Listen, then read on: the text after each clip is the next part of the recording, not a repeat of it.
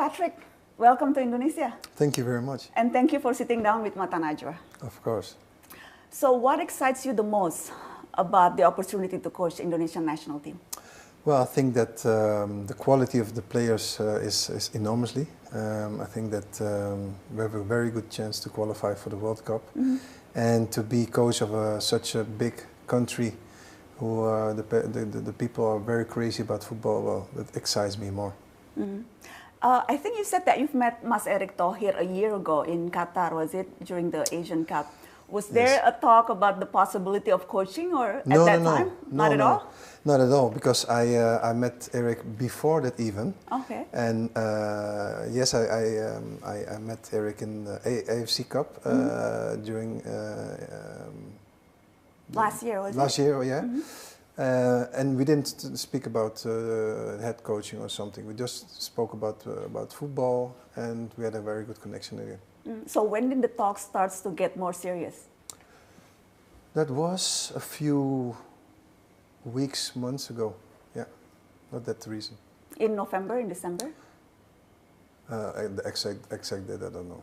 So the federation approached you, and then how was the back and forth of the discussions to finally getting the decisions that you said, yes, I accept the offer? What was the exact... Well, if somebody wants to speak, first they come to my agent, and then... yeah. Were you surprised when the offer first came? No, well, I was not surprised because I had different offers as well on the table, but this was the most, the nicest one for me personally, because I like to implement some things in a new team, and my vision and the vision of Eric came together, and that was the match. What were the main considerations? What's the thing that finally made you say, yes, I will? No, the whole package was important, and you know, if you speak about the opportunities and the things we can do together, as I just said, that was a match, and also the players that now can implement as well. It's you know, it's only positive things, so that's why my decision was not so difficult to take. It wasn't a difficult decision? No. So you didn't lose any sleep over it? No, absolutely not. Okay, so you got a 2-year contract with the federation until 2027? Yes. With an extension options? Yes. What's the value of that contract? What's the value? Well, I think that the value, I don't have to speak about the value, but for me the value is important to coach a very big nation like Indonesia. I'm really excited to put the way I see football and the way to implement things on this team. I see it very clear. Are you planning to move and stay in Indonesia during the duration of the contract? Not the whole time, but I'll visit Indonesia quite often. Okay. Yeah. But for the preparations up until March, will you be staying here? I will here? be coming up on and off here, yeah. On and off here, yeah. Okay.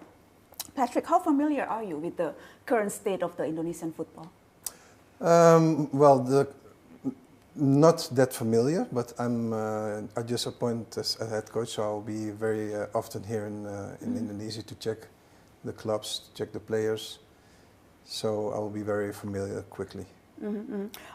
So if I ask you what areas of the national team that you think would need the most improvement, and how would you go about fixing them? I mean the current national team. The current national team. Well, I think they in the past they did a good job. I think the coach Shinte did a very good job with the team, and every team can become better, and that's what I'm going to try and do. What do you think about the team's past performances in the World Cup Asian qualifier? Well, that's what I said. I think that they did a good job. The results were good as well, and that's why they're standing where they're standing now.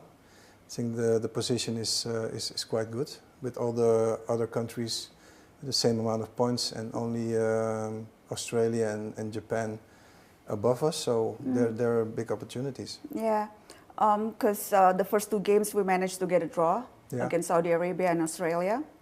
Against Bahrain, there was a controversy over the referee's decisions. I don't know, are you aware and familiar with that uproar during the controversy with the Bahrain game? I heard about it. Do you have any take on that?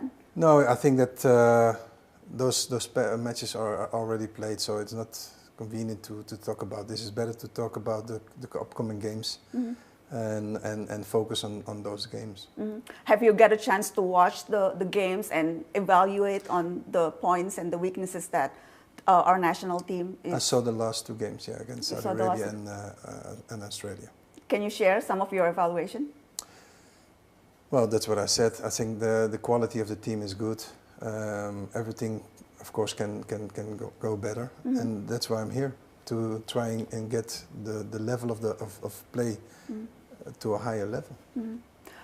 Patrick, what do you anticipate will be your biggest challenge in managing the team, being the head coach of the national team?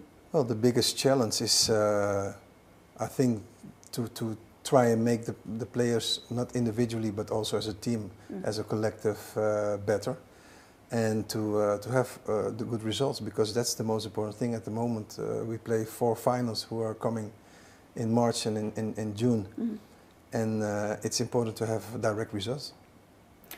The decision to replace Shin Tae-yong as the head coach has caused a public debate here and also an uproar on social media. Yeah.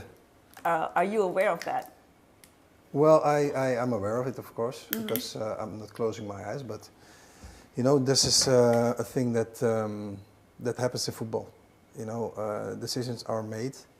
I have a huge respect for Shin Tae, what he did in the past 5 years. He brought Indonesian football to a different level, and now it's my time to carry on what he implemented as a coach. So. Much respect to the coach. Can you sense some of the heat? Sorry? Did you sense some of the heat on social media, on media? It's such a big... It's a big thing. Yeah, it's a big country. People are crazy about football, and that's fantastic, of course. And you know, the heat on social media, that's normal.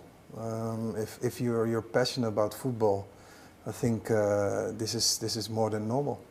And the people also love to go to the World Cup, what I also want, of course, and the team as well. So we need to gather all the power and all the togetherness to make this happen. And everybody knows that it won't be easy, but we are trying to do our best and go for the top. Yeah, Indonesian fans are very passionate and vocal. Yes, very passionate and vocal. Especially on social media. I was wondering if you knew there's a trending hashtag, Kluivert out, even before you were formally announced. And I think on your old Instagram posts, you have like tens of thousands of comments. How do you plan to handle this immense pressure? Yes, you know what it is. I only accept positive things, and if the people are having the hashtag, it's a pity.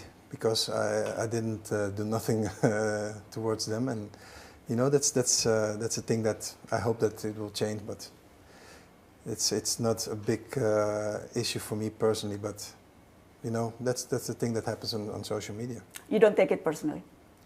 No, because if I have to take it personally, then I'm not done in I think a few weeks. So. No, I don't take it personally, and I hope to change this moment quickly. Patrick, people are saying that you were great as a player, but you haven't gathered that much experience as a head coach. Is that a fair assessment? Well, I don't think so, because I did a few very good things in football. I was head coach already for a few years, on and off, but yeah. People have always suggestions, but you know, again, that's a negative thought. Me and my team are ready to do good things with this very potential team, and I think that's the most important thing. I'm not looking at what people think. I need to show them the different thing. Me and my team are ready to do positive things with this fantastic team. So you're determined to change some of skepticism from the public. That's what I need to do. Yeah, I hope so. Yeah. I also want to clarify past news reports on your alleged involvement in football betting debts in 2011-2012.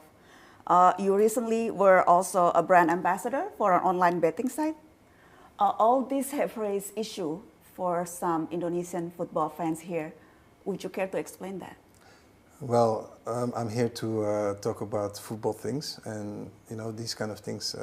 I don't give the attention to this.